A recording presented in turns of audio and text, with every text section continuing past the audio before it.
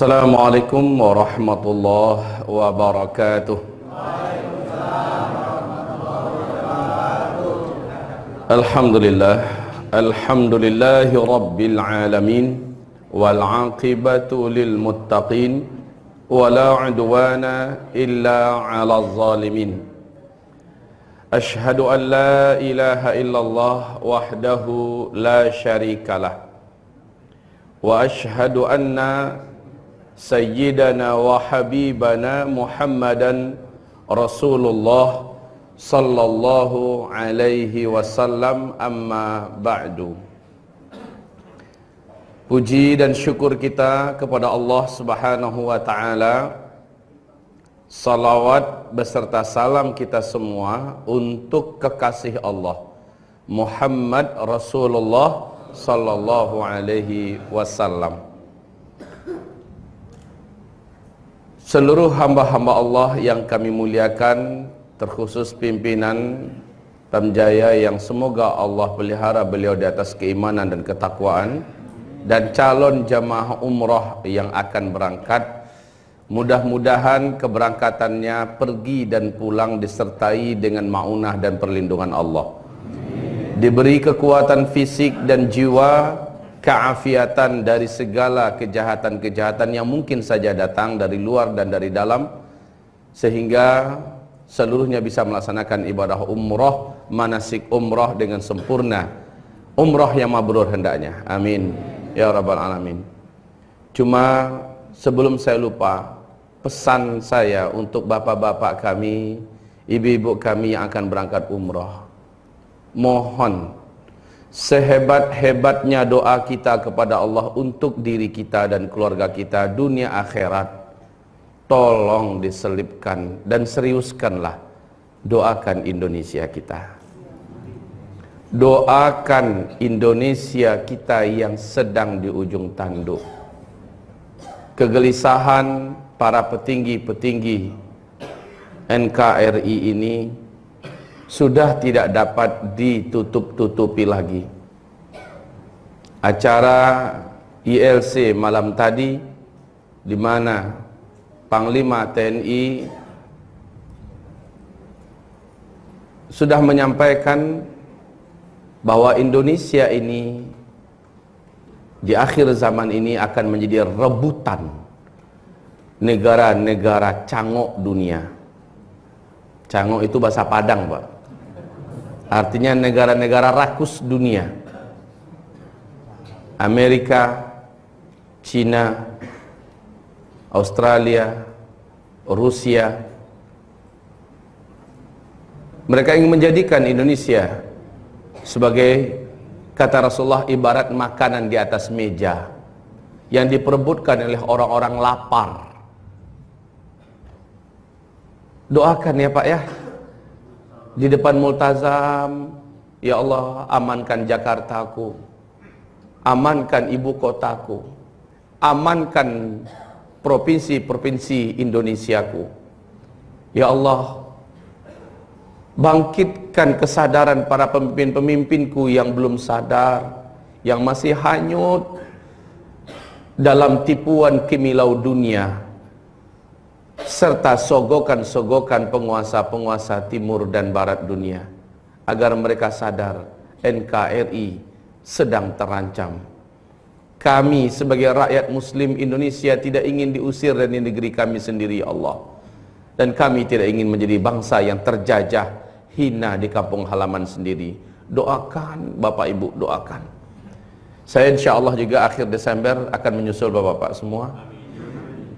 Dan saya akan pesankan sebisa-bisanya setiap yang berangkat umrah agar jangan lupa mendoakan Indonesia. Itu yang pertama. Yang kedua, ralat dari saya. Nama saya bukan Zulfikar, Pak. Zulkifli Muhammad Ali.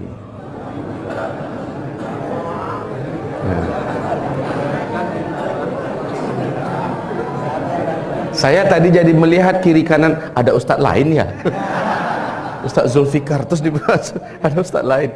Ternyata arahnya ke saya, ditepuk ustadz. Berarti saya Zulkifli kalau gitu ya, Zulkifli Muhammad Ali.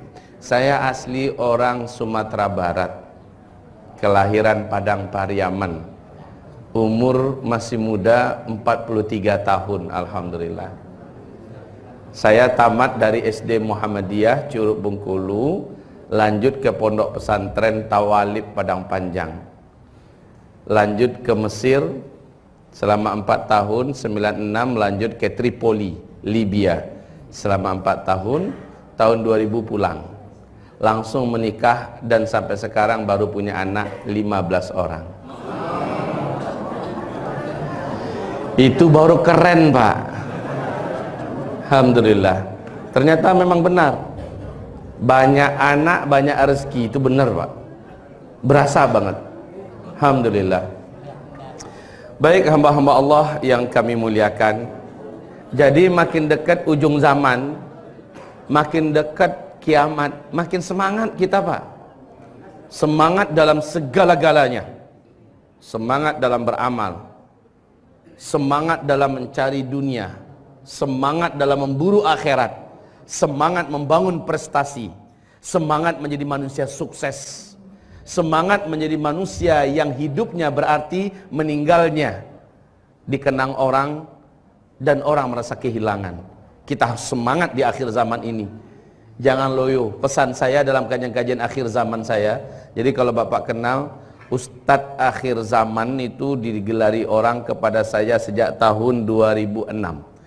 Puncaknya 2012.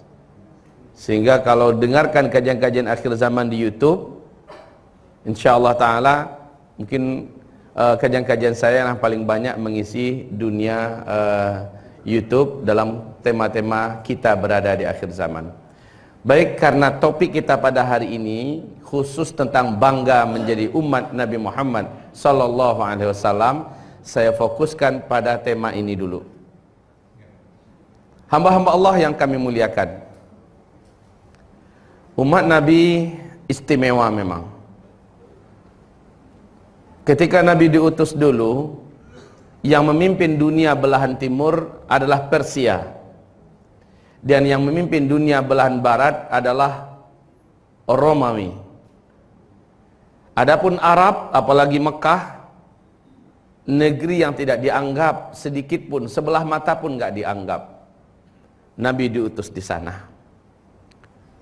Dalam waktu sebentar saja, tidak lama, Pak. Dan bukan anak-anak kecil, tapi udah usia-usia kita. Ada yang usia 40 tahun, 45 tahun, ada yang usia 38 tahun, masuk ke dalam agama Nabi Muhammad. Dalam 23 tahun Nabi meninggal dunia, mereka menjadi penakluk timur dan barat. Beberapa abad setelah itu dunia merasa minder kalau belum pandai bahasa Arab. Orang belum dianggap terpelajar, belum dianggap maju kalau belum datang ke negeri Arab dan menimba ilmu di sana. Bermunculanlah tokoh-tokoh hebat sepanjang sejarah yang sampai hari ini Barat pun tidak berhasil menutup-nutupi nama mereka. Sekelas Al-Farabi, Ibnu Sina, dan lain-lainnya. Dan bukan sebentar. Hampir 1300 tahun lamanya Islam memimpin seluruh dunia sampai runtuhnya khilafah Islamiyah Al-Utsmani di Turki pada tanggal 3 bulan Maret tahun 1924, 92 tahun yang lalu. Dan dijanjikan oleh Allah di dalam Al-Quran pada surat An-Nur, surat yang ke-24 ayat yang ke-55, bahwa kamu akan kembali memimpin seluruh dunia pada akhirnya. Khilafah Islamiyah yang dinubuatkan akan Allah percayakan lagi kepada umat Islam. Dan CIA, intelijen Amerika Serikat, memang telah mengumumkan di New York Times bahwa dunia ke depan akan kembali dipegang oleh kepemimpinan Khilafah Islamiyah, tapi bukan ala ISIS. Ya, Khilafah Islamiyah ke depan seluruh dunia akan takluk kembali ke dalam pimpinan Islam. Nggak tanggung-tanggung, Pak, mereka berani menyebutkan tahun 2020 star Khilafah Islamiyah akan memimpin dunia kembali. Gimana caranya? Entah.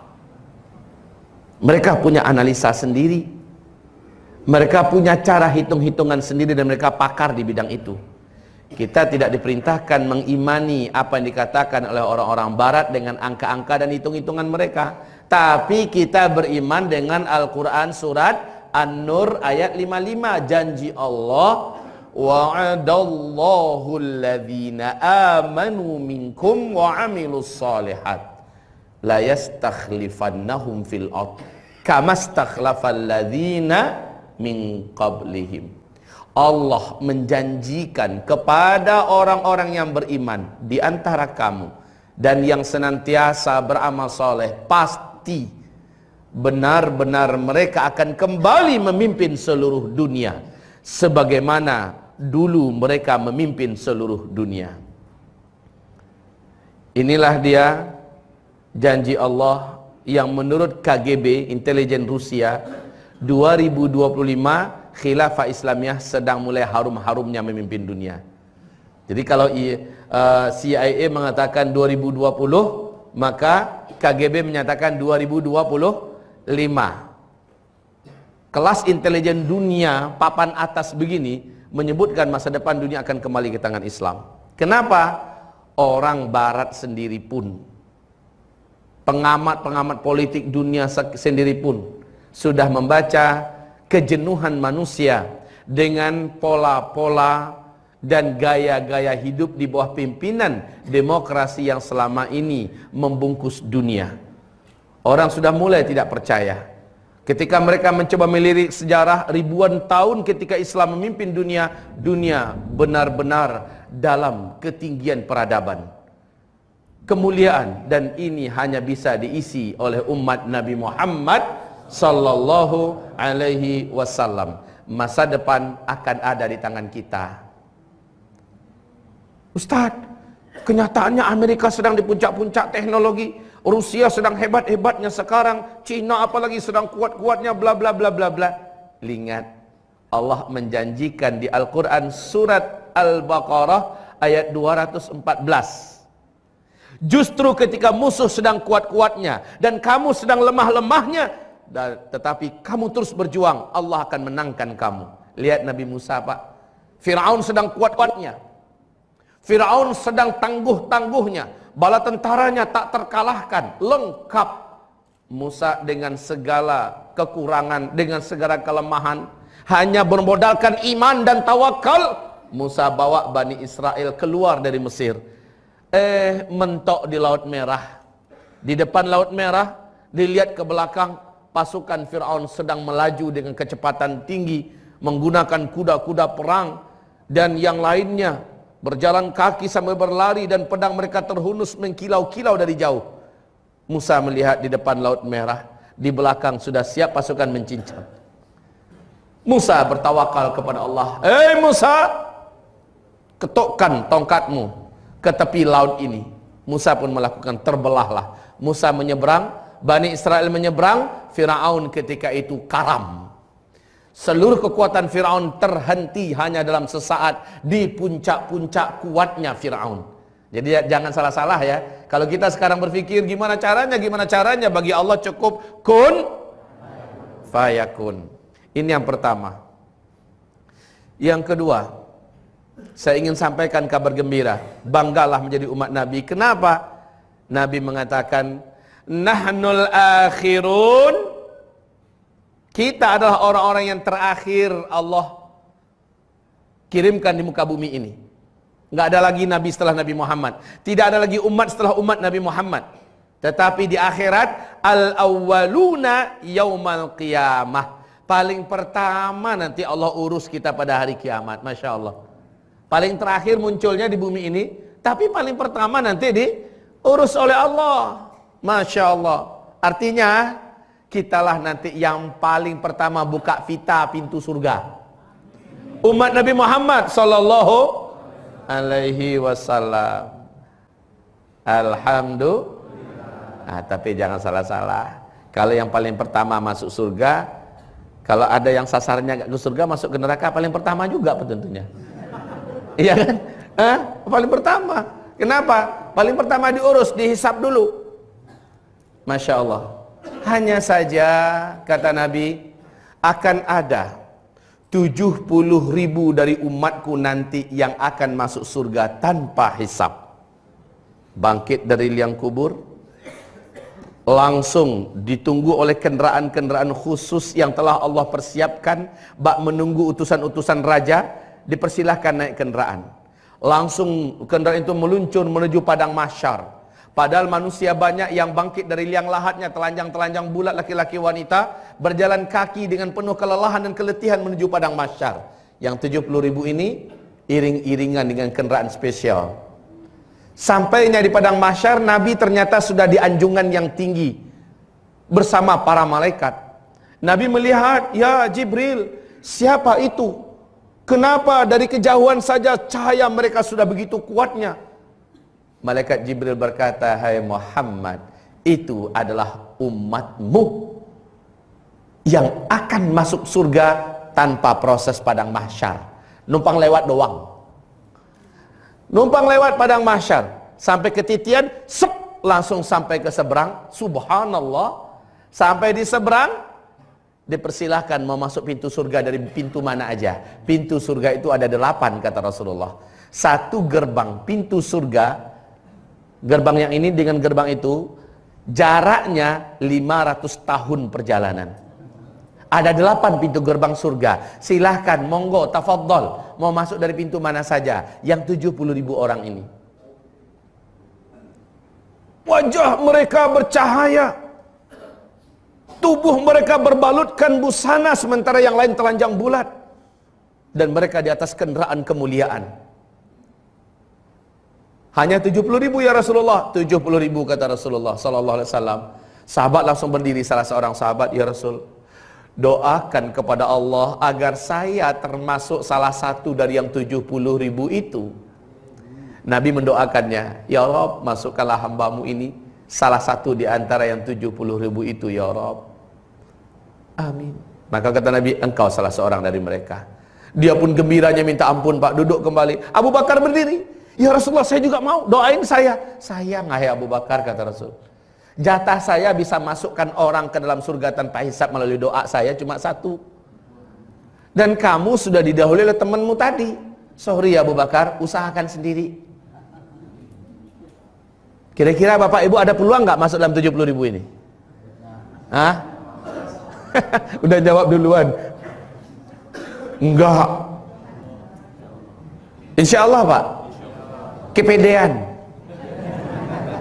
Kenapa begitu? Saya sampaikan pada Bapak Ibu, la tasubbu ashabi, jangan kamu coba-coba mencaci maki sahabatku, kata Nabi. Kalaulah ada di antara kalian yang hidup lalu punya harta sangat banyak dan mampu menginfakkan harta sebesar gunung Uhud. Nah, besok Bapak lihat segede apa sih gunung Uhud itu. Ya, bukan yang Jabal Rahmah yang Bapak akan naiki itu, tempat ramah manah itu kecil, Pak. Kalau yang Jabal Uhud itu yang di belakangnya, Pak, 5 kali kapal Titanic besarnya. Kalaulah salah seorang punya emas sebesar gunung Uhud itu, lalu berani dia infakkan karena Allah, dari lubuk hati yang paling dalam karena Allah, belum mampu infak itu mengimbangi seujung kuku iman sahabatku. Masya Allah, pujian Nabi tentang para sahabat, ya belum mampu. Nah sekarang waktu Nabi meninggal dunia, jumlah sahabat Nabi lebih 124.000 orang. Nah, minder kan? Gimana ya, jatah 70.000 dapat nggak? Makanya saya katakan tadi kepedean, ya. Tapi kalau mengatakan enggak, awas. Sebentar, ini hadis, alhamdulillah, ditopang oleh hadis yang lain. Tahu Pak, betapa kasihnya Rasulullah kepada kita, betapa sayangnya beliau kepada kita. Beliau mengabarkan begitu. Aku lantas nanti pada hari kiamat, di hari kiamat, sujud kepada Allah, sujud yang lama. Lalu Allah berfirman, hai Muhammad, angkat kepalamu. Sal tu'ti. Mintalah, doamu akan dikabulkan hari ini. Cuma Nabi Muhammad yang diberi wewenang oleh Allah bisa berdoa nanti pada hari kiamat, Pak. Subhanallah. Dan doa itu Nabi khususkan spesial untuk umatnya. Banggalah jadi umat Nabi Muhammad. Apa isi doa Nabi? Ini Nabi ceritakan ya. Saya minta, ya Rab, umatku banyak. Sampai hari kiamat, ya Allah. Masa ya masuk surga tanpa hisab cuma 70.000 orang? Allahumma Rabbi zid. Ya Allah, tambahkanlah. Ini Pak Rasulullah, tambahkanlah ya Rab. Akan banyak umatku yang soleh-soleh, taat-taat ya Rab. Tambahkanlah. Allah mengatakan, aku tambahkan, hai Muhammad, setiap 1.000 orang dari yang 70.000 tadi dibenarkan membawa 70.000 yang lain. Allah. Jadi 70.000 per 1.000-nya bawa 70.000 yang lain. Maknanya berapa tuh Pak? 70 kali 70.000 kan gitu kan? Hasilnya berapa? 49 berapa Pak? Tinggal nambah nolnya aja, gabung-gabungkan nolnya. Kalkulator yang biasa ngitung-ngitung duit cepat itu biasanya. Ada 4.900.000-an orang. Oh, ada peluang nggak kita? Ada peluang Pak? Ada peluang Bu? Apa? Peluang apa? Masuk surga tanpa hisab. Ada peluangnya insya Allah. Cuma ada syaratnya yang harus dipenuhi. Saya nggak pakai lama dah. Ini hari saya akan maksimalkan untuk menyampaikan bab tentang banggalah menjadi umat Nabi. 4.900.000 orang ini cirinya lengkap, ada 7. 4-nya dari Al-Quran, 3-nya dari hadis. Yang pertama, wajib dia seorang mukmin kepada Allah, kepada Rasulnya. Seluruh ayat, seluruh hadis dia imani. Nggak ada ayat yang ditolak, nggak ada hadis yang dibuang. Dia imani semuanya. Yang pertama. Yang kedua, syarat yang kedua, seluruh perintah-perintah Allah yang wajib-wajib dia kerjakan selagi dia mampu dan diberi oleh Allah kemampuan. Dan seluruh larangan Allah dia tinggalkan tanpa tawar-menawar. Seluruh larangan Allah, khususnya yang haram-haram Pak, dia tinggalkan. Yang kedua, sanggup nggak kita yang 1-2 ini? Sanggup nggak? Sanggup insya Allah. Yang ketiga, nah jujur saja ya, yang ketiga ini saya pribadi agak minder. Nggak tahu nih Bapak Ibu gimana. Kalau azamnya kuat bisa kalahkan saya, bisa kalahkan yang lain-lain. Tapi ini masih dalam jangkauan manusia sanggup buat. Apa itu? Mencintai amalan-amalan sunnah dan komitmen dalam mengerjakannya. Tahajud sekali buat dia akan terus rutinkan semampunya. Dia tidak akan mau tinggalkan satu malam pun, melainkan diisi dengan tahajud walaupun witir. Kira-kira ini masih dalam jangkauan kemampuan kita enggak? Jadi syaratnya cintailah amalan-amalan sunnah, lalu komitmenlah dalam menjaganya. Duha, baca Quran, sedekah walaupun 1.000, 2.000, 5.000 sehari umpamanya, rutin. Puasa Senin Kamis ya. Apa yang kira-kira yang kita bisa komitmenkan dari amalan sunnah, kerjakan. Yang keempat, apapun yang makruh, berusahalah meninggalkannya sejauh-jauhnya. Yang makruh Pak, baik makruh dari segi perkataan, dari segi akhlak, dari segi mainan, dari segi makanan, apapun yang makruh berusaha meninggalkannya. Nah di sini saya banyak gugur. Saya masih suka durian. Kalau jengkol dihadapin ke saya, biasanya jarang nolak. Secara pribadi kayaknya saya belum level di sini. Tapi setelah Bapak Ibu mendengarkan ini, Ustadz saya punya komitmen nih, insya Allah yang makruh-makruh, bukan hanya makanan ya. Nonton sinetron itu makruh. Ayo. Nonton sepak bola itu makruh. Makruh. Enggak haram sih. Kalau makruh itu kan boleh dikerjakan tapi berpahala ditinggalkan. Ya kan? Nah, Bapak Ibu yang kami muliakan, yang kayak gini ini saya sendiri, saya jujur saya katakan saya gugur. Tapi Ustadz, kalau kami bertekad gimana, bisa nggak? Insya Allah masuk. Oke, yang 4 ini diambil dari menafsirkan surat Fatir ayat 35. Oke, ayat 32 surat Fatir. Kemudian 3-nya yang lain dari hadis. Yang pertama kata Nabi, orang ini tidak percaya dengan apapun yang berbau sial. Hari sial, angka sial, tanda-tanda sial, anak sial, laki sial, bini sial. Ini dia nggak percaya. Jangan kamu nikah pada hari ini, itu sial nanti. Dia nggak percaya. Punya akidah, nggak ada cerita sial-sial. La tirata kata Rasulullah, nggak ada sial-sial, itu nggak ada. Kan pernah sahabat datang pada Nabi, ya Rasulullah, saya mau pamitan nih, mau dagang ke luar negeri. Pagi nih ya, Rasul mendoakannya supaya selamat pulang pergi. Zuhur ketemu lagi. Loh, kamu kan udah pamitan tadi, kata Nabi. Apa kata sahabat nih, ya Rasulullah? Tadi barang-barang udah naik di atas kendaraan saya semua. Udah mau siap berangkat sih. Tapi pas saya buka pintu rumah, antara saya dan kendaraan melintas seekor binatang hitam. Dalam hadis itu nggak dijelaskan apa itu jenis binatangnya. Kucing kah, anjing hitam kah, gagak kah, apakah yang hitam, nggak dijelaskan. Dan saya tunda keberangkatan gara-gara itu. Kenapa kata Rasulullah? Menurut keyakinan kami dari dulu, dari turun-temurun ya Rasulullah, itu tanda sial. Apa kata Rasulullah? Syirik kamu. Syirik kamu. Kamu harus tobat pada Allah. Caranya ya Rasul, teruskan perjalananmu hari ini, kata Rasul. Serahkan dirimu kepada Allah. Tak ada itu tanda-tanda sesuatu menandakan itu tanda sial. Tidak ada, kata Rasulullah. Jadi buang itu kepercayaan begitu, Pak ya. Buang kepercayaan begitu. Begitu juga orang lihat telapak tangan kita. Oh, ini ada untuk kamu, hati-hati pada tiap hari Selasa. Kamu ada tanda-tanda sialnya. Nah, kamu jangan menikah dengan orang yang lahir pada bulan Oktober, tanggal pada Jumat Kliwon, macam-macam. Ya. Jangan percaya dengan ramalan-ramalan telapak tangan, ramalan bintang segala macamnya. Ini Pak, ini syarat untuk masuk surga tanpa hisab loh. Yang kedua, berarti urutan yang keenam ya. Yang kedua dari hadis ini, tidak mau berobat dengan kai. Tidak mau berobat dengan kai. Kai itu apa? Berobat apapun dengan yang panas, ya, dengan besi. Kalau sekarang dengan laser, dengan kemoterapi, dengan apa? Nggak mau berobat dengan obat seperti itu. Bukan berarti itu adalah haram, tetapi dia tidak mau berobat dengan pengobatan yang akan menyiksa diri. Ya, termasuk operasi-operasi. Bukan itu haram ya? Kalau katakan berobat dengan itu haram enggak. Hanya saja itu termasuk bagian dari kai. Taib. Yang ketiga la yastarqun, mereka tidak mau meminta agar dirinya diruqyah.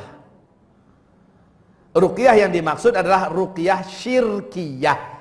Minta tolong agar orang lain bacakan Al-Qur'an kepadanya, doa-doa Nabi untuk kesembuhannya, ya. Tetapi berdoa, dimintakan doa oleh orang halal, boleh kaum muslimin. Boleh, saya sendiri juga sering minta agar istri saya meruqyah saya. Kalau kepala saya sakit, saya lagi malas meruqyah diri sendiri, saya minta tolong istri, tolong ruqyahin kepala abang, ya. Dia akan ruqyahkan. Baik, intinya orang yang akan masuk surga tanpa hisab, dia bisa meruqyah dirinya sendiri. Gampang sebenarnya. Tapi kalau dibantu oleh orang lain, silahkan. Baik, 7 syarat ini. Nah, kira-kira dari 7 ini Bapak Ibu, ada peluang nggak kita masuk?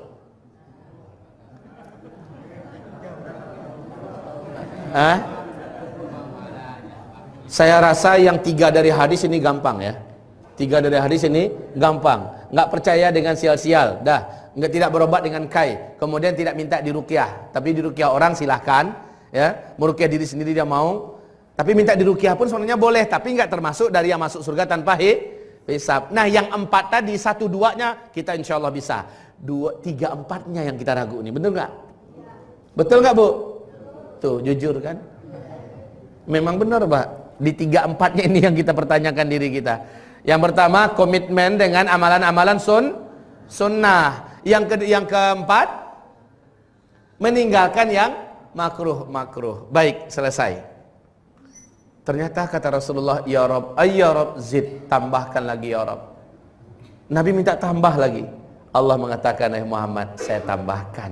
Tapi setelah ini nggak ada minta tambah lagi ya.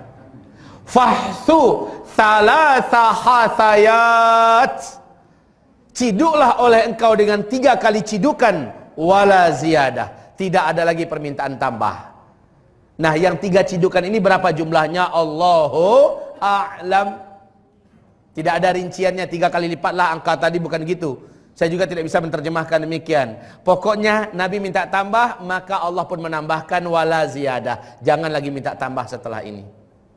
Selesai. Peluangnya itu ada Pak. Artinya ada. Karena yang 7 tadi itu bukan benda yang sulit untuk kita buat. Bukan amalan yang sulit untuk kita kerjakan. Bisa. Hanya saja perlu komitmen yang tinggi. Apalagi bapak yang udah tua-tua, ibu-ibu yang sudah pensiunan. Ya, Ustaz, kami start dari tua-tua ini bisa nggak? Bisa. Asal bapak ibu mulai dengar hari ini, mulai hari ini terapkan, bisa nggak? Bisa. Insya Allah Ta'ala. Nggak mesti harus dari muda loh Pak. Nggak mesti. Dari usia sekarang bapak punya komitmen, ibu punya komitmen, insya Allah bisa masuk.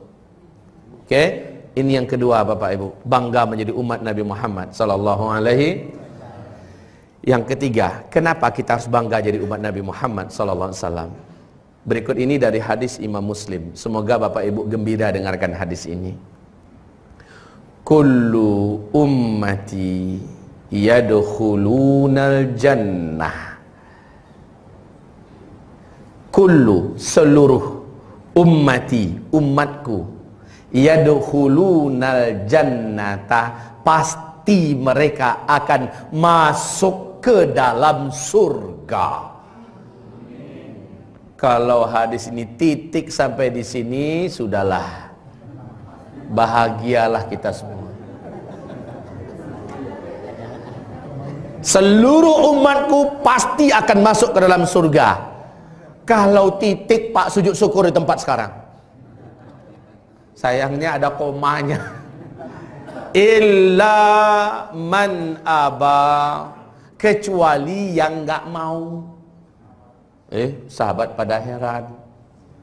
Ya Rasulullah, wa may ya'ba, ya Rasul, emang ada orang yang nggak mau masuk surga? Siapa yang oon banget begitu ya Rasul? Emang ada yang nggak mau masuk surga? Ada, kata Nabi. Siapa?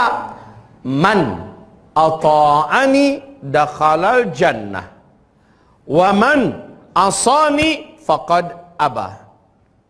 Orang yang hidupnya, yang cara beragamanya saya yang diikutinya, saya yang ditirunya, ajaran saya yang diterapkan dan diamalkannya, itulah umat saya yang pasti masuk surga. Wa man asani faqad aba. Tapi siapa yang menyelisihi ajaran saya, siapa yang tidak meniru saya, baik dalam style hidupnya ataupun dalam cara beragamanya, faqad aba. Itulah umatku yang enggan, enggak mau masuk surga. Nabi diam, sahabat pun terdiam. Nah, seluruh umatku pasti masuk surga. Kita nggak ada whiteboard ya? Ada. Oh ya, bisa dibawa masuk ke dalam. Alhamdulillah.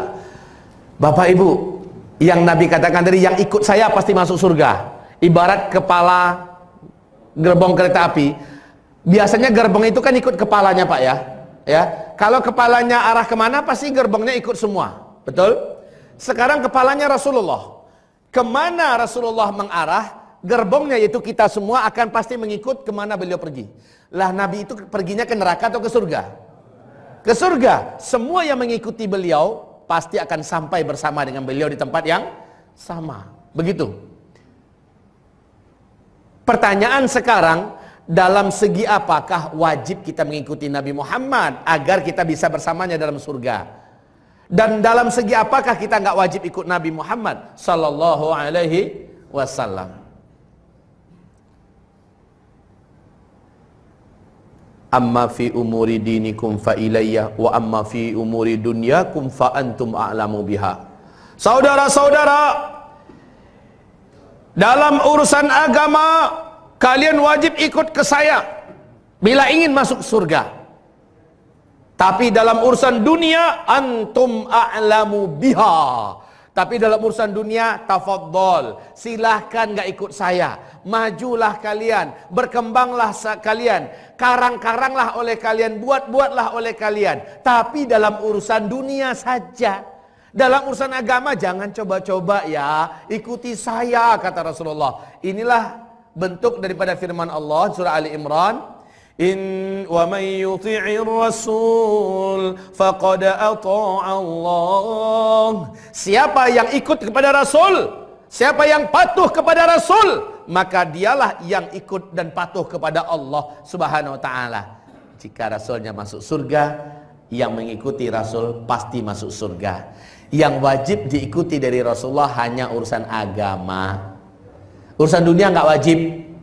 Masalahnya sekarang karena minimnya penyampaian tentang ruang lingkup agama, akhirnya orang membatasi agama dalam urusan ibadah-ibadah tok. Betul tidak? Betul Pak? Soal sholat, soal masjid, soal umroh, soal haji, rukun Islam yang 5, seolah-olah Islam cuma itu doang. Mari kita akan jelaskan definisi agama menurut para ulama ahlus sunnah wal jamaah, agar kita tahu, agar kita pada tempatnya bangga menjadi umat Nabi Muhammad sallallahu alaihi wasallam. Dalam urusan agama cuma Nabi yang wajib diikuti, nggak boleh ikut Aristoteles, Plato, ya, tidak boleh ikut filosofi ini para filosof para pemuka agama dari India, nggak boleh. Dalam urusan agama cuma wajib ikut Nabi. Dan setelah Nabi nggak ada para ulama. Oke? Dalam hal apa urusan agama itu? Urusan agama itu bahasa Arabnya dinul Islam, agama Islam. Din ini bahasa Arab Pak, bukan bahasa Sanskerta. Bukan bahasa Indonesia, bukan bahasa Urdu, bukan bahasa Inggris, bukan bahasa Perancis, bukan bahasa Jepang, bahasa Cina, enggak, tapi bahasa Arab. Dinul Islam, lakum dinukum waliyadin, ya. Din ini maknanya ada 5. Kelima-lima ini wajib ikut Nabi. Hanya Nabi yang kita contoh, kita tiru. 1. Ya. Makna din yang pertama adalah ma yata'allaqu bil mu'taqadat. Mu'taqadat, apapun saja yang berhubungan dengan masalah keyakinan, maka ini adalah urusan agama, wajib ikut Nabi, wajib dengarkan beliau, wajib patuhi apa yang disampaikannya berkaitan dengan keyakinan atau akidah. Tidak boleh ikut akidahnya nenek moyang, akidahnya para leluhur dulu kalau berbeda dengan akidah yang diajarkan oleh Nabi Muhammad sallallahu alaihi wasallam. Ya kayak tadi tuh sahabat yang mau pamitan, ternyata ada binatang hitam melintas antara dia dengan kendaraannya. Lalu dia undurkan keberangkatannya. Kenapa nggak jadi berangkat, kata Nabi? Menurut keyakinan yang sudah kami terima turun-temurun ya Rasulullah, itu petanda sial, diralat langsung oleh Rasulullah di tempat, ya kan? Jangan kamu percaya, itu syirik. Coba lihat Rasulullah meluruskan keyakinan orang ini. Jangan percaya kalau ada menurut nenek moyang seperti ini nggak bagus, ya, maka harus ada sumbernya. Bagaimana Rasulullah menyatakan? Kalau datang dari Rasulullah dalilnya, oke, kita terima. Ada ayatnya, ada hadisnya, kita terima. Enggak ada, jangan coba-coba. Seorang ibu bawa anak gadis kecil di sampingnya. Di lehernya ada jimat, Pak. Ya, di tangannya ada jimat, di pinggangnya ada jimat. Pinggang anak kecil nih, anak gadis kecil ini, di kakinya juga ada jimat. Rasul mengatakan, "Mahadhi, Bu, apa ini?" "Ya Rasulullah, ini adalah tamimah. Sengaja kami gantungkan di leher anak kami, di tangan, di pinggang dan di kaki, agar ia selamat dari ancaman ini, ancaman itu." Nah, sekarang kita di sini ada nggak kayak gitu-gitu? Di Indonesia ada nggak gitu-gituan? Apa nggak ada? Di kampung saya banyak. Lah kalau di kampung saya banyak, saya yakin di provinsi yang lain pasti banyak nih keyakinan kayak gini-gini. Ya, ngeletakkan benda-benda tertentu pada anak-anak kecil kita supaya dia selamat. Ya, dari ini dari itu. Kata Rasulullah, "Ibu muslimah kah?" "Saya muslimah ya Rasulullah." "Lepaskan semua, Bu. Jika ibu membiarkannya dan ibu percaya, ibu yakin dengan itu, ibu bukan umat saya." Coba lihat nih Pak. Jadi urusan keyakinan itu urusan agama. Wajib ikut kepada Rasulullah sallallahu alaihi wasallam. Sekarang keyakinan apa saja Pak? Ngerombaknya gampang. Tanyakan pada para ulama kita. Ayatnya, hadisnya ulama akan jelaskan insya Allah. Bapak boleh tanya tentang masalah akidah. Kalau sama dengan Islam menurut yang diajarkan Rasulullah, maka benar dah tuh. Kalau tidak, jangan coba-coba. Kalau ingin masuk surga. Simple kok Pak. Contoh sekali lagi, terakhir saya kasih contoh. Seorang sahabat datang ke dekat Nabi, dia pakai gelang kuningan di tangannya. Nabi bertanya, "Mahadhihi, apa yang kamu kenakan ini, wahai sahabatku?" Jawaban sahabat ini, "Innaha wahinah ya Rasulullah." "Ya Rasul, ini gelang kuningan ini dapat melindungi saya dari berbagai penyakit. Dan juga dapat menyedot penyakit dari tubuh saya sehingga saya bugar, saya sehat. Kata Rasulullah, inzi'ha, inzi'ha, copot sekarang. Innaha la tuziduka illa wahna. Benda macam ini hanya membuat engkau semakin lemah keyakinanmu kepada Allah. Ya, kalau kita sehat kita katakan berkat benda ini, kan begitu kan? Nah, kalau kita nggak sakit karena benda ini, bukan karena Allah Subhanahu wa taala. Inzi'ha, lepaskan kata Nabi. Imutta wa hiya 'alaik ma'aflah ta'abadah. Sempat kamu mati, benda ini masih ada di tangan kamu, maaflah ta'abadah. Selama-lamanya kamu nggak akan selamat. Gitu, Pak. Maka dia segera melepasnya, dibuang. Ini keyakinan loh, Pak. Ini keyakinan diralat oleh Nabi. Apapun yang berhubungan keyakinan nggak sesuai dengan ajaran yang diajarkan Rasulullah berkaitan dengan akidah, maka wajib kita perbaiki, samakan dengan Nabi. Ayahanda kandung saya, alhamdulillah sekarang masih hidup beliau, umurnya sudah lebih 100 tahun. Beliau menyampaikan keyakinan yang dulu pernah kami yakini kakak beradik. Apa katanya? Nak, Jumat, Kamis malam Jumat, nasi di periuk jangan dihabisin ya, biarkan tersisa sedikit. Loh, kenapa Buya? Saya tanyakan. Karena nanti arwah makmu datang. Arwah makmu datang. Dia ke dapur. Kalau tidak ada tersisa nasi, maka dia akan sedih, menandakan anak-anaknya nggak makan sehari. Dia akan menangis. Masya Allah. Kami percaya dulu, Pak. Kami dulu percaya. Dan ternyata di kampung kami itu ada semacam keyakinan 3 hari pertama setelah orang meninggal dunia, rohnya masih dalam kamar, Pak. Dan dia melihat siapa yang keluar masuk, datang ke rumah itu. 7 hari pertama, roh itu dari dalam kamar dengan rumah, muter-muter saja. Roh orang yang meninggal tadi. Nanti 40 hari setelah dia meninggal, roh ini dari halaman dalam rumah 40 hari. Berikutnya, tiap Kamis malam Jumat datang. Itu kami yakini dulu, tapi setelah saya belajar ke Timur Tengah, saya buka kitab-kitab, belajar dengan para syekh-syekh, para ulama, ya, saya tahu bahwa itu tidak adalah dalam ajaran Islam. Akhirnya saya tinggalkan. Saya pulang, saya kasih tahu sama ayahanda saya. Ayahanda saya sangat bersyukur. Ya baik. Baik Bapak, ini keyakinan. Apapun yang berkaitan dengan keyakinan itu urusan agama, wajib rujuk kepada Rasul sallallahu alaihi wasallam. Kalau ingin masuk surga, Allah Pak Ustaz saya nggak mau, ya terserah, nggak apa-apa. La ikraha fid din, nggak ada paksaan. Faman syaa falyu'min wa man syaa falyakfur. Mau percaya, imanilah. Nggak mau percaya, silakan ingkari. Tapi jangan salahkan kalau nanti selamat datang di neraka. Ya kan? Yang kedua, yang wajib dirujuk dari Rasulullah SAW dalam urusan agama, karena ini adalah agama, ma yata'allaku bitta'abbudiyat awil a'mal. Ya? Urusan yang berhubungan dengan masalah ibadah-ibadah, amalan-amalan.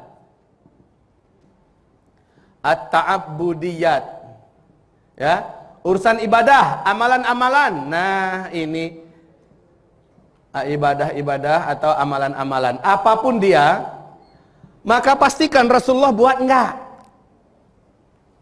Rasulullah amalkan enggak. Pak, sholat subuh itu ada berapa rakaat, Bu? Kok 2? Hah? Kok cuma 2? Isya berapa rakaat? Kayaknya nggak adil deh. Kenapa? Isya itu kan udah capek kita seharian kerja, Pak. Kita sudah penat, lagi macet di jalan, nanti sampai di rumah sholatnya 4 rakaat lagi.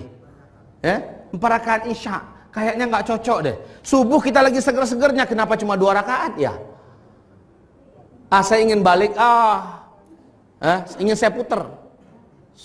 Isyanya 2 rakaat. Ya, subuhnya 4 rakaat. Subuh itu kan lagi fresh tuh. Ya. Saya ingin jadikan 4 rakaat. Nah kira-kira menurut Bapak Ibu, kan saya masih tetap sholat tuh Pak ya. Kira-kira ibadah saya diterima Allah enggak? Bapak jangan bilang enggak, itu sholat loh Pak. Diterima Allah enggak Pak? Kok kompak ya Bapak ya?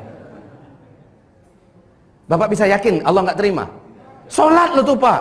Kenapa tidak diterima? Nah itu dia masalahnya. Itu masalahnya karena tidak ikut ma amartukum bihi fa'tu minhu mastata'tum. Apa-apa yang saya perintahkan, kamu amalkan seperti itu. Man amila amalan laisa alaihi amruna fahuwa raddun, dalam Sahih Bukhari Muslim. Amalan apapun yang tidak saya ajarkan, yang tidak saya contohkan, kamu amalkan, ditolak oleh Allah Subhanahu wa taala. Gitu ya, contoh. Itu hanya sekedar contoh. Sekarang Pak, saya haji nggak puas kalau hanya di bulan Zulhijjah. Fulus saya ada. Dan saya merasa kenyamanan spiritual rohani yang luar biasa dengan di tanah suci. Lalu saya berangkat haji 3 kali setahun. 3 kali setahun. Sebelum Ramadan saya haji, nanti tinggal melanjutkan itikaf aja di Ramadan.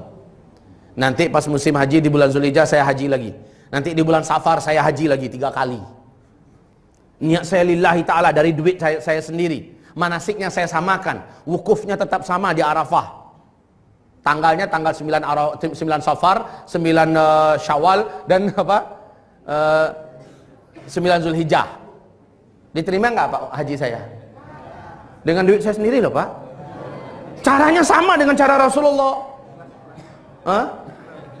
Ikhlas lagi. Tapi masalahnya tidak sesuai dengan tuntunan Rasulullah. Ini urusan ibadah. Urusan ibadah itu jangan ngarang-ngarang. Jangan ngarang-ngarang. Baca Quran bagus nggak? Bagus. Zikir bagus nggak? Sekarang saya lagi BAB baca Quran. Lagi berubah nih wajah. Ya. Boleh Pak? Allah terima? Ini yang saya maksud. Apapun urusan ibadah dan amalan harus sama dengan petunjuk Rasulullah Sallallahu Alaihi Wasallam. Kalau mau masuk surga, kalau enggak ya terserah, ngarang-ngarang aja sendiri.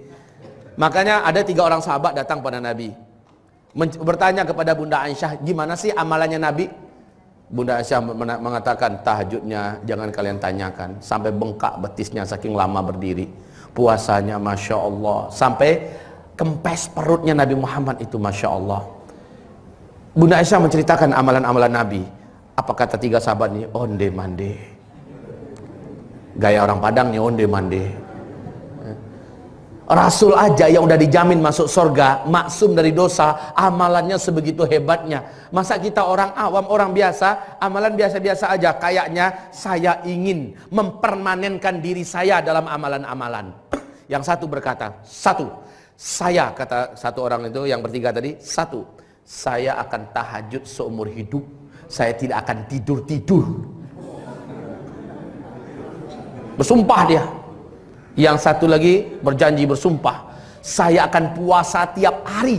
Saya tidak akan berikan ada satu hari pun saya tidak puasa. Saya akan puasa sampai mati.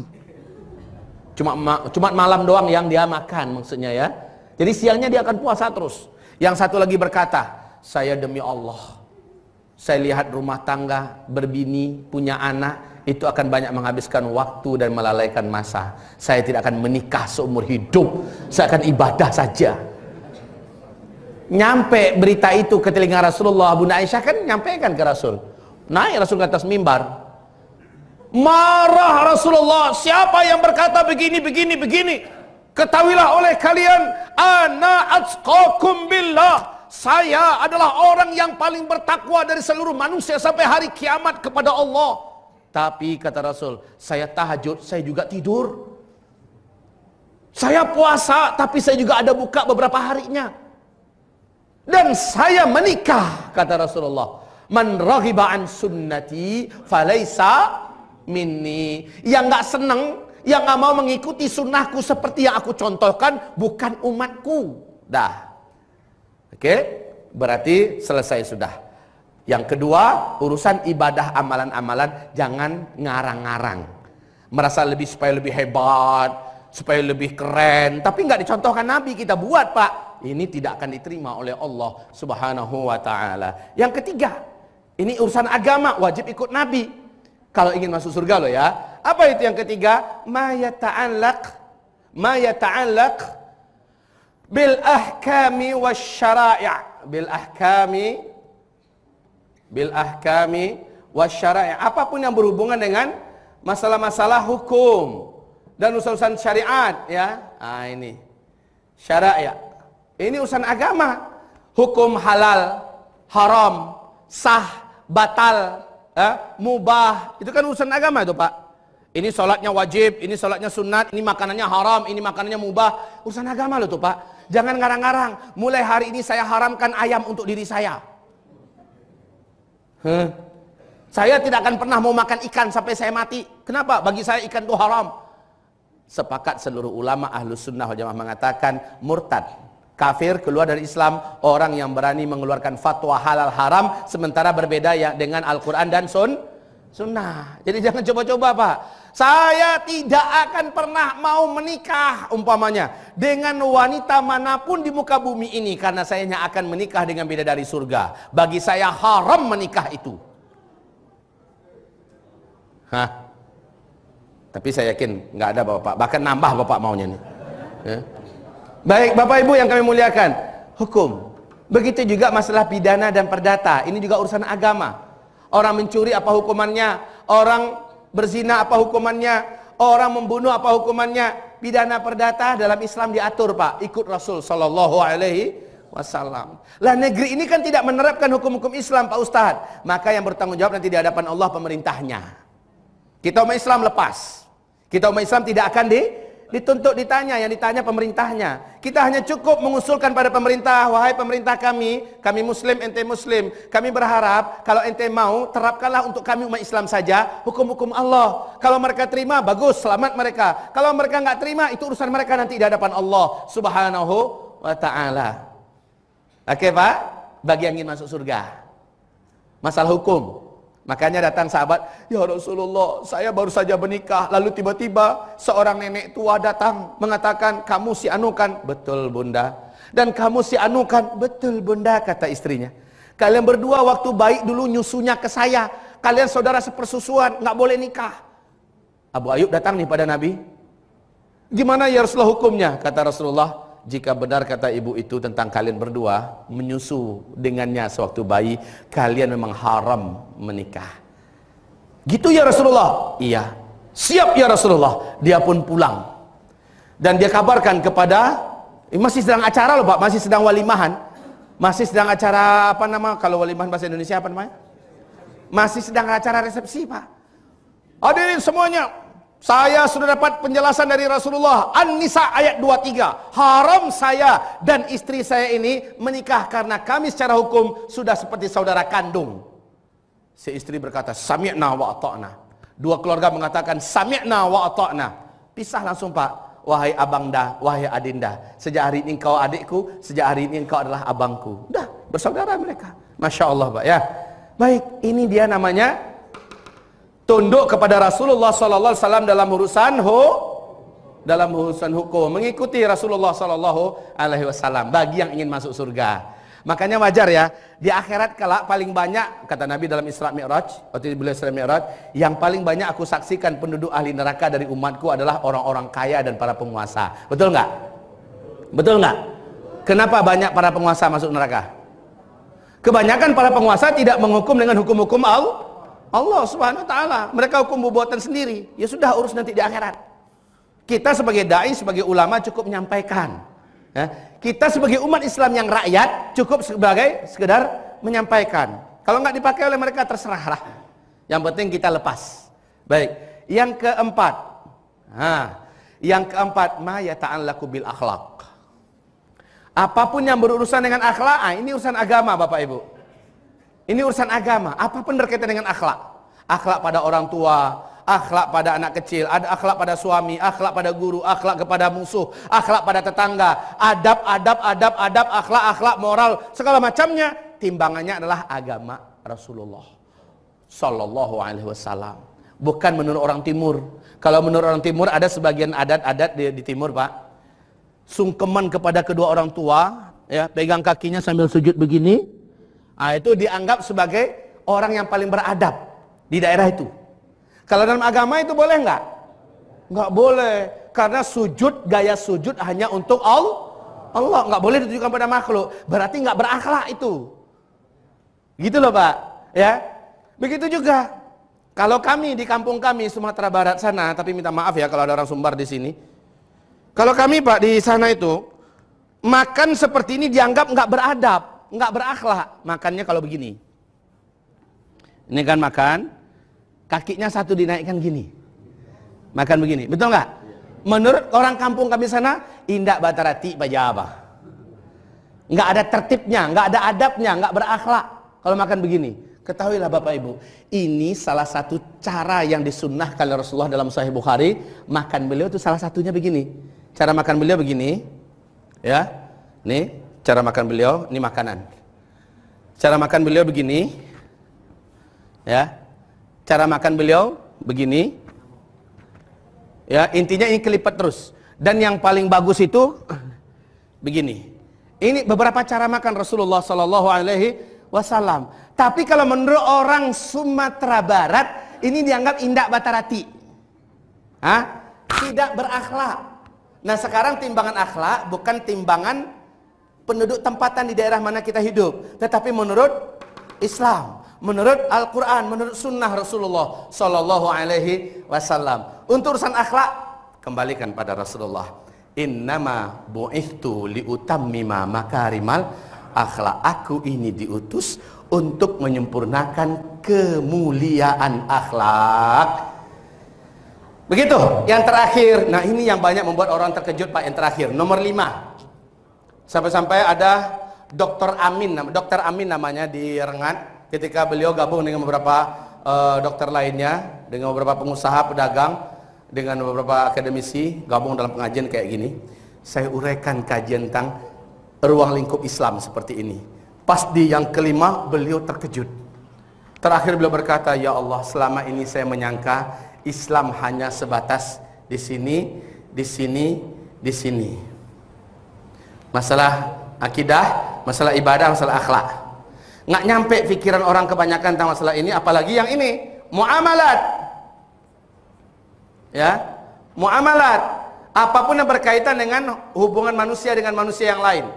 Baik dalam pernikahan, baik dalam jual beli, bisnis, keuangan, ekonomi, baik dalam masalah urusan politik, urusan penyembuhan, perobatan, dalam urusan pendidikan, dalam urusan apa saja Islam atur loh Pak. Bahkan urusan seni, menggambar, melukis, memahat patung segala macamnya diatur dalam Islam. Masalah fulus ke fulus Pak. Masalah fulus ke fulus diatur oleh Islam. Bagaimana utang piutang, bagaimana gadai menggadai, bagaimana kita semuanya dirinci oleh Islam. Sampai urusan rumah tangga yang rinci. Maaf sampai kepada kita bersetubuh dengan istri. Cara kita memilih calon menantu, bagaimana cara kita mengadakan acara resepsi. Bagaimana musik apa yang boleh, apa yang tidak boleh, ukiran lukisan apa yang boleh, apa yang tidak boleh, dirinci dalam Islam Pak. Subhanallah, lengkap. Islam ini lengkap. Dokter mana yang boleh kita datangi, berobat macam mana yang boleh kita lakukan, obat-obatan apa yang haram untuk kita konsumsi, diajarkan dalam Islam. Subhanallah. Pendidikan juga begitu, ke siapa kita boleh belajar, ilmu-ilmu apa yang boleh dipelajari, apa yang tidak boleh, muamalat loh itu semuanya Pak. Ini semuanya diajarkan dengan rinci oleh Rasulullah. Makanya dalam kitab fikih, dalam fikih Syafi'i kalau kita di Indonesia ini Pak, tidak ada pembahasan yang lebih panjang melebihi pembahasan muamalat. Pembahasan sangat rinci Pak. Apalagi urusan waris-warisan, urusan wakaf, urusan warisan, urusan hibah, urusan hadiah, sekolah dirinci seluruhnya. Itu muamalat. Selama ini sekali lagi kita terkotak-kotak oleh pemahaman kaum sekuler yang menganggap urusan Islam itu hanya sebatas masjid dan ibadah tok. Padahal muamalah yang begitu luas juga dalam ruang lingkup Islam. Wajib ikut Rasulullah. Timbul pertanyaan, Pak Ustadz, kalau begitu ruangan dunia mana? Yang katanya boleh kita tidak ikut Nabi, kan begitu kan? Yang mana ruangan dunia? Dijawab oleh para ulama kita, ma yata'allaqu bittaqniyat, yang berhubungan dengan kemajuan sains dan teknologi, itu adalah urusan dunia. Silahkan. Dulu nggak ada handphone, sekarang bisa dibuat handphone. Ini teknologi, silahkan. Kamu lebih tahu, majulah. Dulu nggak ada listrik, sekarang ada listrik. Dulu orang ke Mekah pakai onta, pakai kuda, sekarang sudah naik pesawat. Pesawat itu takniat namanya, teknologi. Silakan. Dulu orang bercocok tanam sekali setahun baru memanen sawahnya Pak. Sekarang dengan teknologi, ya, dengan sains bisa jadi 3 kali 4 kali dalam setahun. Silakan. Antum a'lamu biha. Ya, dalam urusan itu Islam tidak mengikat harus ikut Nabi, enggak mengikat Pak. Ya. Dulu orang berdakwah langsung kayak gini gayanya. Sekarang berdakwah udah pakai mic. Bahkan udah pakai televisi, udah pakai radio, udah pakai internet, pakai medsos. Silakan. Silakan. Dalam urusan dunia. Mudah-mudahan Bapak Ibu paham, ya. Mana batasan agama, mana batasan dunia. Dan dengan ini Bapak wajib tahu bagaimanakah cara memastikan saya ini sudah ikut Nabi. Kalau mau tahu, inilah yang 5 ini. Wajib ikuti beliau. Kalau sudah diikuti, wajib masuk surga. Khalas, titik. Itu masuk dalam kullu ummati yadkhulunal jannah. Seluruh umatku yang kayak gini loh, yang ikuti Nabi di bidang yang 5 ini, pasti akan masuk surga. Illa man aba, kecuali yang tidak mau. Siapa yang nggak mau? Yang nggak mau ini. Ustaz, dalam urusan ibadah sih oke Pak Ustaz, tapi dalam urusan hukum kayaknya saya nolak deh. Ayo udah terserah. Ya. Dalam urusan muamalah kayaknya mengikat banget Pak Ustaz. Sikit-sikit agama, kan begitu Pak ya. Ya udah terserah. Sekali lagi saya katakan, selamat datang di neraka jahanam. Kalau ingin masuk surga, jadilah umat Nabi yang ikuti Nabi dalam urusan yang 5 ini urusan agama. Baik Bapak Ibu yang kami muliakan, kita doakan bapak-bapak kita yang berangkat umroh, kita doakan kita yang tinggal, semoga Allah jadikan kita berezeki sama nanti di tahun-tahun yang akan datang. Allahumma salli wa sallim ala hadzal nabiyil karim Muhammad sallallahu alaihi wasallam wa ala alihi wa sahbihi wa man tabi'ahu bi ihsan ila yaumil qiyamah. Ya Allah ya Rahman ya Rahim, Engkau memanggil sebagai tamu-tamumu ya Allah para hamba-hambamu sejumlah 21 orang ya Rabbi dari Pamjaya ini. Ya Allah, terimalah mereka dengan ridhamu, sambutlah mereka dengan cintamu ya Allah. Kuatkan dan sehatkan fisik mereka seluruhnya ya Allah.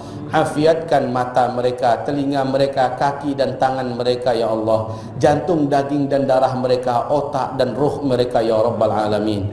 Ya Allah, beri mereka taufikmu dalam beramal soleh di tanah suci sana ya Allah. Kuatkanlah amal ibadah mereka sehingga mereka bangun di tengah malam untuk menambahkan tahajud, sehingga mereka bangkit di waktu duha, solat sunat duha sebanyak-banyaknya. Kuatkan mereka untuk banyak tawaf ya Allah. Gugurkan seluruh dosa-dosa mereka kelak ya Allah. Gugurkan seluruh dosa-dosa mereka kelak ya Allah. Gugurkanlah seluruh dosa-dosa mereka kelak ya Allah.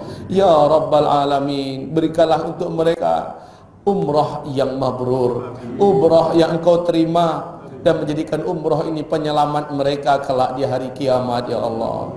Ya Rabbal Alamin, Ya Arhamar Rahimin, lapangkan rezeki mereka semua ya Allah. Selamatkanlah dan amankanlah seluruh keluarga dan apapun yang mereka tinggalkan di tanah air ya Rabb. Ya Rabbal Alamin, dititipkan kepadamu ya Rabbi sekalian amanah yang ada di pundak mereka di Indonesia ini ya Allah. Mohon penjagaanmu, mohon pemeliharaanmu ya Allah, dan kembalikanlah ke dalam pangkuan mereka dalam keadaan utuh dan selamat. Allahumma amin wa taqabbal minna ya Arhamar Rahimin. Ya Rabbal Alamin, masukkan mereka ke dalam surgamu, masukkan mereka seluruhnya ke dalam firdausmu. Jadikan mereka hamba-hamba yang berhak mendapatkan husnul khatimah. Kabulkanlah seluruh doa-doa mereka ya Allah. Kabulkanlah seluruh doa-doa mereka ya Allah. Jawablah ya qadhiyal hajat doa-doa mereka. Ya Allah, kami yang tinggal berilah kami rezeki yang sama ya Rabb. Kami yang tinggal berilah kami kesempatan yang sama ya Rabb. Ya Allah, Engkau yang maha kuasa, maha kaya, Engkau maha pemurah. Kun fayakunmu pasti berlaku ya Rabbi. Izinkan kami menginjakkan kedua telapak kaki kami ke tanah suci kembali ya Allah. Ya Allah, izinkan kami bisa bertemu kembali dengan Ka'bah. Izinkan kami bisa bertemu dengan Raudhah Nabi-Mu ya Rabb. Izinkanlah kami ya Rabbal Alamin bisa memanjatkan doa-doa kami di depan multazam. Ya Allah, Ya Rahman, Ya Rahim, Ya Mujibas Sa'ilin, selamatkanlah Indonesia kami ya Allah. Selamatkanlah tanah air kami ya Allah. Selamatkanlah NKRI ini ya Allah, yang hari ini mulai terancam untuk dicabik-cabik ya Allah. Selamatkanlah Republik Indonesia ini ya Allah. Sadarkanlah pemimpin kami yang masih belum sadar. Kuatkanlah hati para pemimpin kami ya Allah yang baik. Ya Allah, tumbuhkanlah rasa nasionalisme yang tinggi kepada TNI kami dan Polri kami ya Allah. Ya Allah, satukanlah para ulama-ulama dan dai-dai kami ya Allah. Satukanlah umat Islam ya Rabbal Alamin dengan satu kalimat la ilaha illallah. Ya Rabbal Alamin, selamatkan kami dari perpecahan dan permusuhan. Selamatkanlah kami ya Allah dari keruntuhan bangsa, moral dan harkat martabat kami ya Allah. Ya Allah ya Rahman ya Rahim, Engkaulah Sang Maha Pelindung. Kami berlindung kepadamu dari segala apapun yang buruk yang kami tahu dan yang kami tidak ketahui.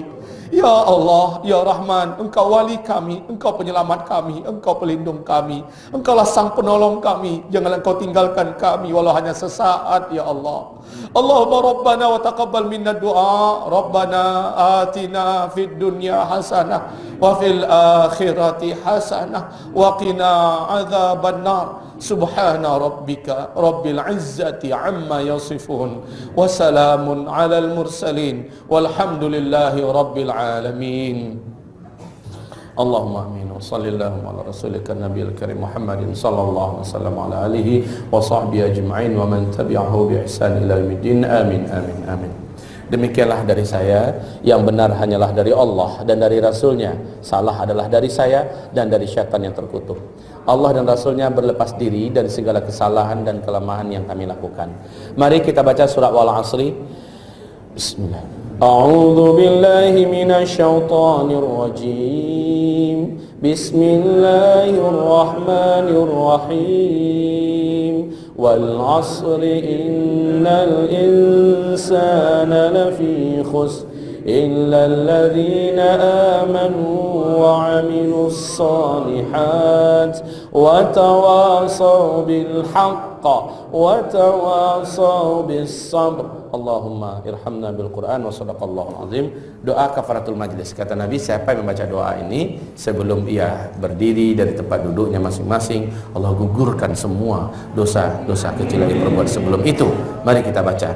Subhanakallahumma wa bihamdika asyhadu an la ilaha illa anta astaghfiruka wa atubu ilaik. Walhamdulillahi rabbil alamin. Wabillahi taufiq wal hidayah. Wassalamu alaikum warahmatullahi wabarakatuh.